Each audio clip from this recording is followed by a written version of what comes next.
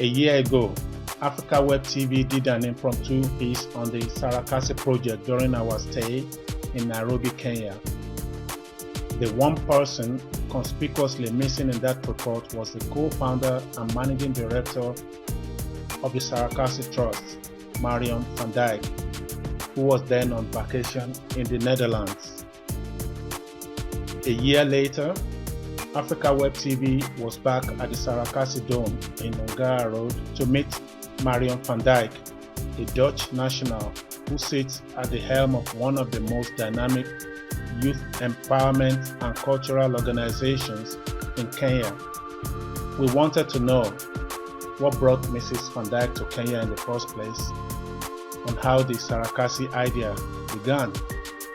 What's a Dutch person doing here? This Dutch person came here because she followed her husband in '89 to come and live in Kenya because he took up a job with the United Nations. So we came here, we made a home here, we got kids, we moved around, we went on safaris. I think we did everything that any expat would do. What I always wanted is to be more engaged with the local communities, to be more engaged in a way. Because I live here, I want to make this my life, so I want to have friends here and I wanted to do some work here, but in a meaningful way. It's very easy to be an expat's wife, to go for all these coffee mornings among the Dutch or maybe among the whatevers, which I did, but it was not something that I thought would keep me going for years and years and years. So anyway, I think in 2000, I met an expat group at a birthday party for one of my sons. And I really thought what I saw, they moved me. I thought it was very awesome. It showed me a lot of energy. It showed me a lot of positive energy and determination and anything. And I thought we should do something with that. So I took their number and thought, okay, maybe when my kids have a birthday party, whatever. My sister in the Netherlands is, and still is, and was at that time, engaged with a circus, a winter circus in Roermond, and that's where we come from the south. And then she called me and she said, look, I'm looking for something that is a bit more colorful and it would be nice to have some act from Africa instead of always these acts from Eastern Europe and Russia and China and I don't know what. So I immediately thought of these acrobats and I was like, yes, I know something. But then the winter circus was a bit hesitant to take them on because they didn't know about the visas, whether people would run away, and they had a not so positive image, let me say, of this continent. Not so much about the people, but they didn't know what to expect, so they said no. So what I did next year when I went on home leave, I got my sister to get me an appointment when they had their board meeting. So I walked into the board meeting and I did my story and I walked out with a contract. So they did go. And of course they were the best act. They had all the directors went out each time they were performing. They really loved it. And even the year after we took some dancers and the year after they took another act from us. So that was great. And then we realized that, through the arts, through the people, we could paint a more positive image of this continent overseas. I mean, being an expat myself, each year when I would go, already for years, when I would go home to the Netherlands and people would ask me about where do you live, I'd all think like this corruption and mismanagement and malaria and HIV/AIDS and violence and, that's the perception people have. But when you live here, yes, that's part of the parcel, but there's also a very positive side. And the tourists that come, they come for the big five, they come for the mountains or for the parks or for the beaches, which is great. But we believe they should also come for the culture and for the people. Because we believe the people have their story to tell, and the people are beautiful, the people are friendly. There's nothing wrong with the people if we put it like that. We also saw the opportunity that was there to nurture this art form, because nobody was doing that. So we could, create jobs. We could engage the youth in a positive way, and we could bring them together as a fraternity. And at the same time, we also started a dance company. So we got one of the trainers from the safari park, who still works for us now as a creative manager and choreographer, that is Edu. And we've been sending him out for a lot of training, and he also started to work with the acrobats. So slowly over the years, we started to work on our own branding, on our own content, on our own shows, and now we make our own fusion circus and dance shows. And level 3 now was the professional acrobats that we thought were good enough. Now we could find jobs for them. And that, I think, is where we also distinguish ourselves a bit from similar organizations. We not only train, we manage the talent as well. So as soon as they're at a certain level, we're really looking for jobs for them successfully. So we have found a lot of jobs for a lot of people, for a lot of acrobats over the years, since inception, really. So you see that he's taking the beginners who are not in that, who cannot be in the dance studio now, and he's teaching them routines. Yeah. So that's how we engage the senior dancers. We give them little jobs or responsibilities, which now trains them to become a trainer. Basically, I joined Sarakasi let's say 5 years ago. And so far it's been good. I've learned a lot from being an amateur dancer to a professional dancer. And here at Sarakasi, we take all kinds of dancers, be it you're a professional dancer or just a beginner, and it's where we build you, we mold you, and at the end of the day you become a good dancer, and through dance you earn a living too. Yeah, and through Sarakasi I've gone outside, visited different places, and through dance I've also developed an interest in photography, and right now I'm also doing photography. So what was her motivation for staying in Kenya? As a diplomat's wife, she could just have left a long time ago. I think it came for me at the right time, because yes, I was struggling a bit, like, okay, there's something so much more we can do here.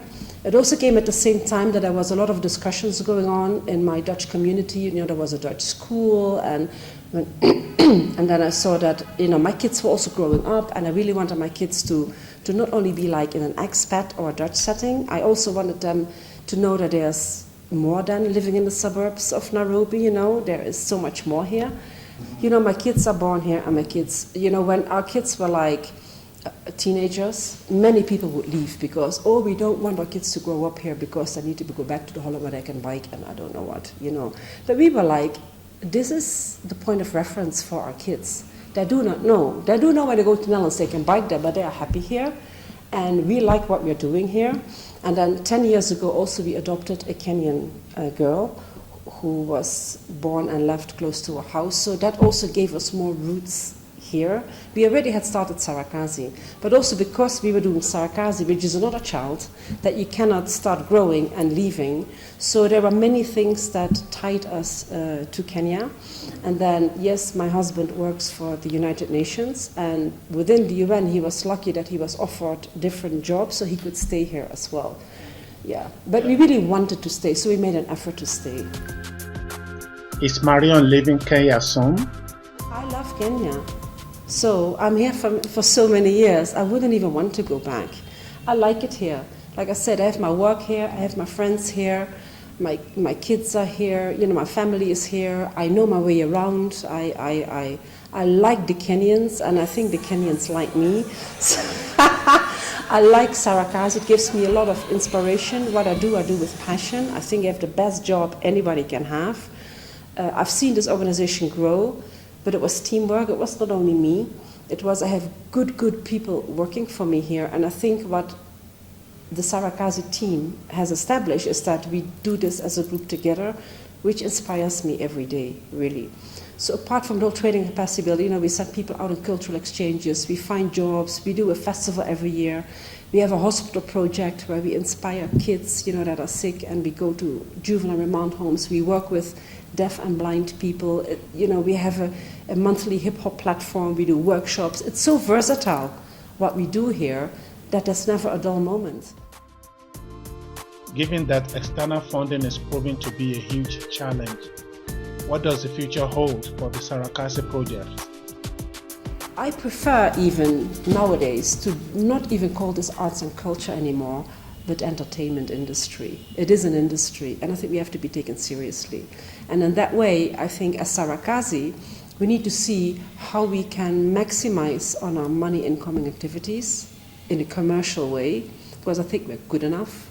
We have to place ourselves into the market. We have to place ourselves more into international market. And of course, we will still need money to back up our activities in the slums and, that are not really make money. But I think it is possible. So our next strategic business plan will be like a real business plan, and with the help of a consultant, so we can really map out our way and our strategies towards, let's say 2017. That by that time we need to be a bit further on the road to self-sustainability. Still, we're always fundraising, always, always, always.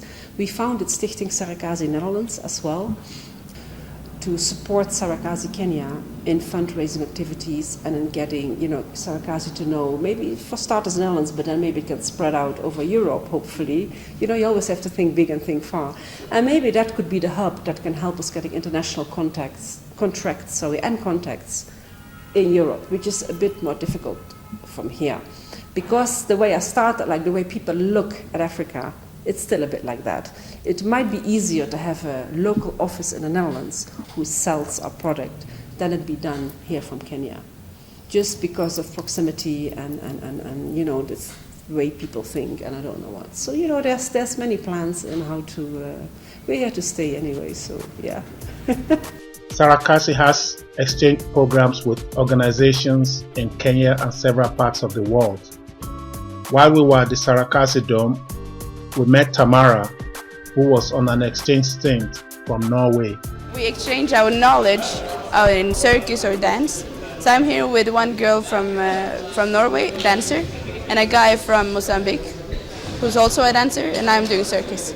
So me coming here, I get to learn a bit of the knowledge, like the African acrobatic knowledge, and I give them the classical, maybe European style. And how has it been so far? Really nice. I got many friends and we have learned a lot from each other. It's really nice. From its humble beginnings, Sarakasi, under the leadership of Marion van Dijck, has grown into a huge and successful organization over the years. So, what is next for Marion and Sarakasi? Our people here really know what to do. I don't need to be here every day to guide them. So we just need to see how there could be some kind of transition in me going more to the international desk, and then see what we put in place here. I would still be the coaching, because I'm also a trustee as a founder, so I would still be doing the coaching, but maybe more together with my co-founder, my husband, or maybe be pulling some other capacity as well. I don't know. These are just ideas. Okay. But I'm not gone, ever. Also, the question actually was, are you going to do this for the rest of your life? Oh, yes. Sarakasi is like a child, and it's not like I'm being called in to do this job. This is my life in a way, and it has a lot of my passion and I believe in it. I see the results every day. And as much as I know people can do their own thing, I hope I'm still needed here. So as long as I'm needed here, I will be there. Oh yes, definitely. Just have to see who has been calling me, because it was like